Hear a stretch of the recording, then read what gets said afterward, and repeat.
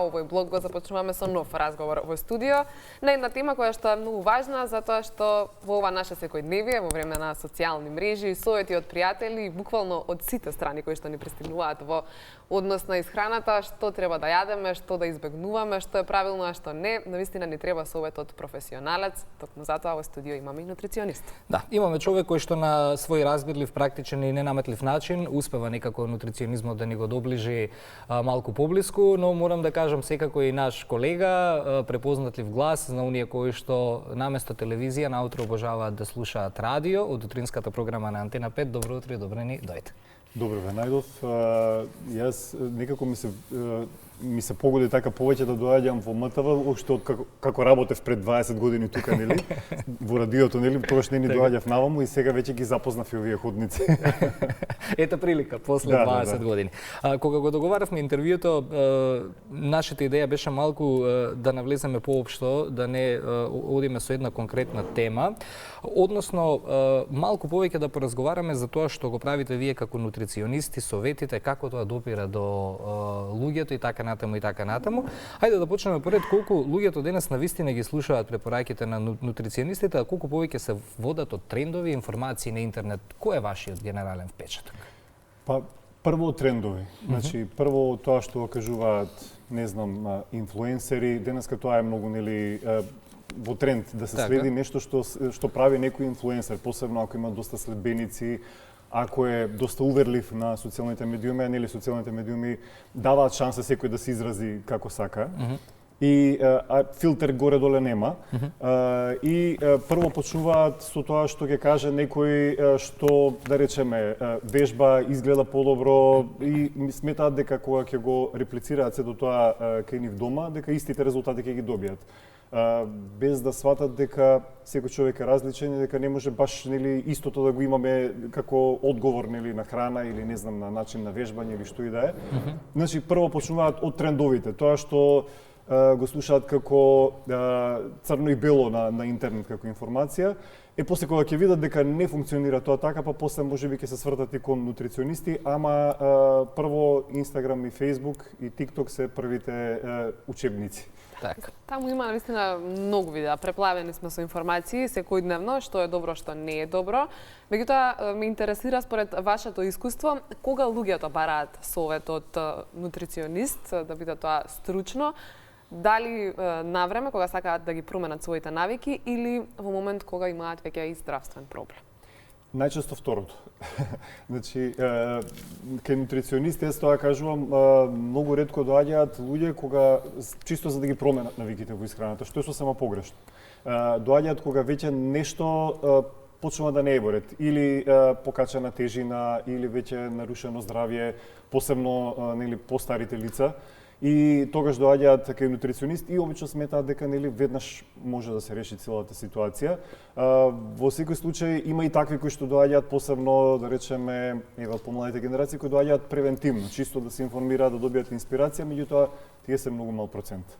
Повеќе кога дојде на работата нели до крај или кога веќе се забележале некои изместени параметри на крвна слика или кога доктор веќе препорачал и им рекол отидете кај нутриционист, тогаш веќе се доаѓа и ајде сега на брзина нешто да направиме.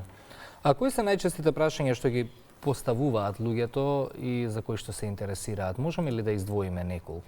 Кои што се Да, прво и основно, веројатно тоа е затоа што целата диета култура или така некако не насочува. Прво сакаат да знаат што смеам да јадам, што не смеам да јадам. Значи, список прво да се даде. Не размислуваме, нели, дали ни одговара тоа, дали не ни одговара, дали да видиме постепено, нели, колку време ќе ослабам, за колку време ќе ослабам, тоа е едно од најчестите прашања. Секогаш, нели, тоа се поставува, мака што нели нема никогаш рокови некои кој за колку време може, како може да изреагира организмот, или зошто и покрај тоа што здраво се хранам не слабеам, или некои работи што ги бунат. И ги сваќам, значи преплавени сме со еден куп информации и сакаат луѓе да ги знаат одговорите, дури сакаат и на наједноставен начин, да биде решението наједноставно и затоа ги прашуваат тие прашања, нели, што смеам, што не смеам, да видам уште во старт, па после да, нели, да мислиме како да составиме мени во врска со тоа.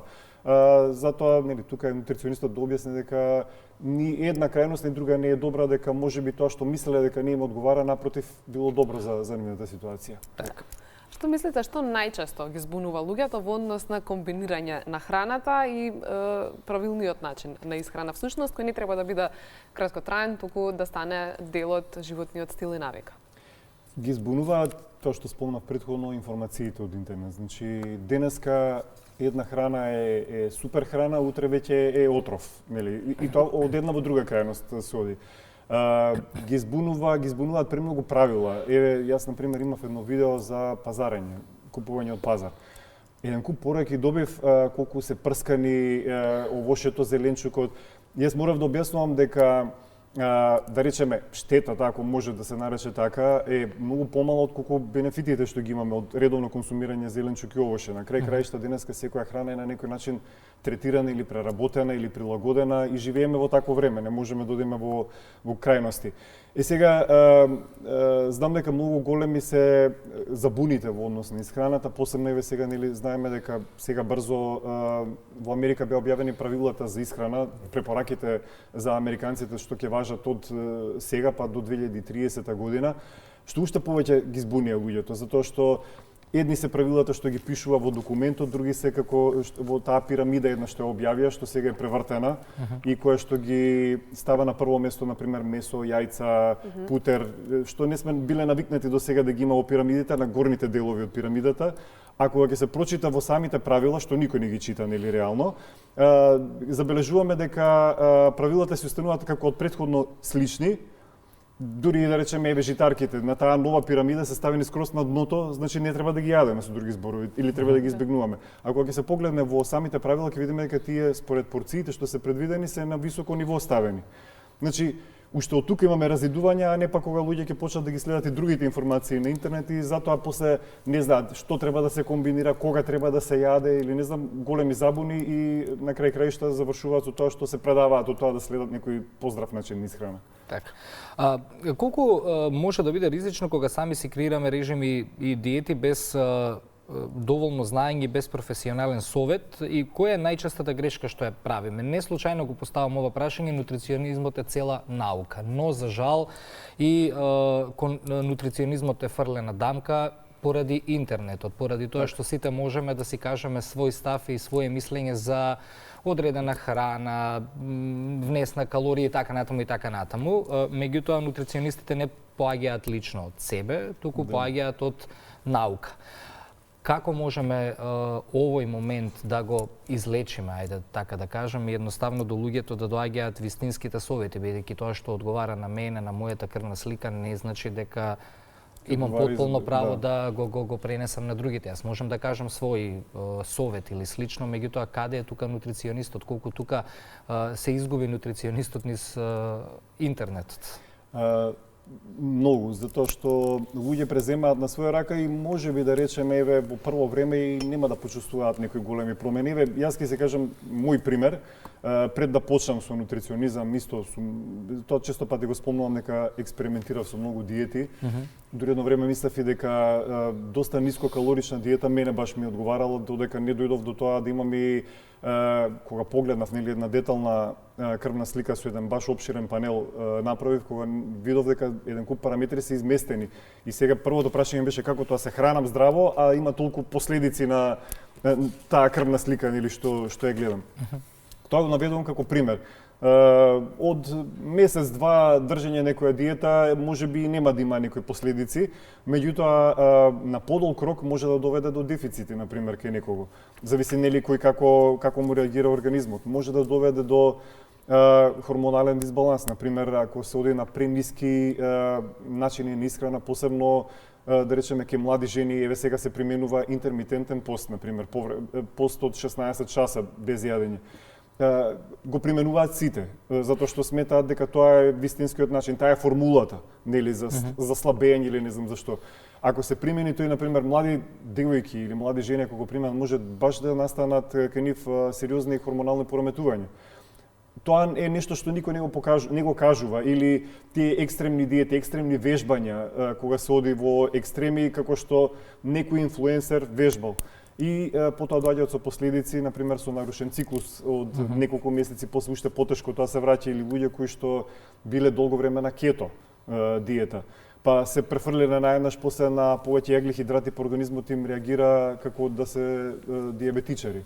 Значи, одат од едни во други екстреми. Пак ќе речам, за еден месец или два, можеби и не е ништо страшно. Меѓутоа, ако се оди на подолг рок на своја рака со некоја диета, посебно ако е екстремно, тогаш последиците сигурно ќе се забележат. Да, дефинитивно индивидуалноста во советите од нутриционистите е секогаш на прво место и дека секој човек е приказна за себе. Меѓутоа, која е генерално вашата порака до гледачите? Еве утринава, конкретно зборувам за еве и помлади здрави луѓе кои што немаат за сега здравствен проблем, што е тоа што треба да го направат најпрво и како прв чекор во однос на нивната исхрана, секако со советот да не се преоптоваруваат со информациите кои што ги има насекаде.